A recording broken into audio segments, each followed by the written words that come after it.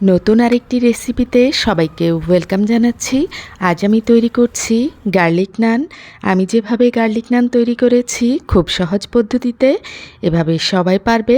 আমি নিয়েছি ইস্ট 1.5 চামচ, চিনি 2 টেবিল চামচ, লবণ নিয়েছি 1 চামচের মতো। ইস্টকে ভালো মতো অ্যাক্টিভ করার জন্য আমি আগেই পানি দিয়ে দিয়েছি। নেড়ে নিচ্ছি ভালো মতো। আমার ইস্টগুলো এতটাই ভালো যে পানি আগে না দিলেও চলে। এখানে দিয়েছি 2 কাপ ময়দা, 2 টেবিল চামচ সয়াবিন তেল। এবার হাত দিয়ে ভালো মতো মথে ডোটা তৈরি করে নিব। ডোটা যখন আমার তৈরি হয়ে যাবে, উপর দিয়ে একটু তেল দিয়ে এভাবে মেখে দিব, একটু চেপটা করে দিব।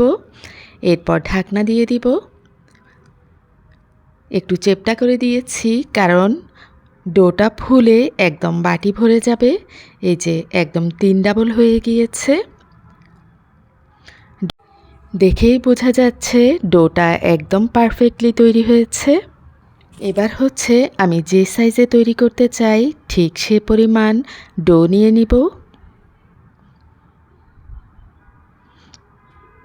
বেলে নিচ্ছি।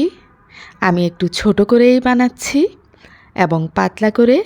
আপনারা চাইলে আরও বেশি পরিমাণে ডো নিয়ে আর একটু মোটা করে তৈরি করতে পারেন। আমার বাচ্চারা একটু এ ধরনের পছন্দ করে, পাতলা টাইপের, তাই আমি এভাবেই তৈরি করে নিচ্ছি। তো প্রথমেই আমি লম্বা করে বানাচ্ছি।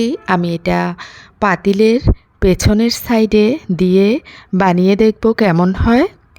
তো দিয়ে দিয়েছি রসুনকে কুচি কুচি করে কেটে নিয়েছি।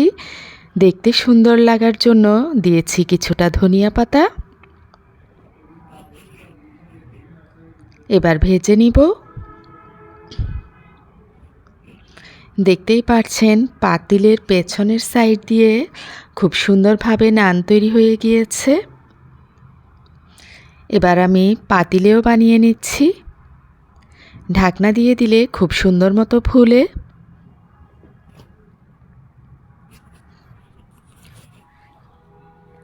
এক সাইড হয়ে গেলে উল্টিয়ে নিব, যাতে পেছনের সাইডটাতেও কিছুটা দাগ লেগে যায়, দেখতেও ভালো লাগবে।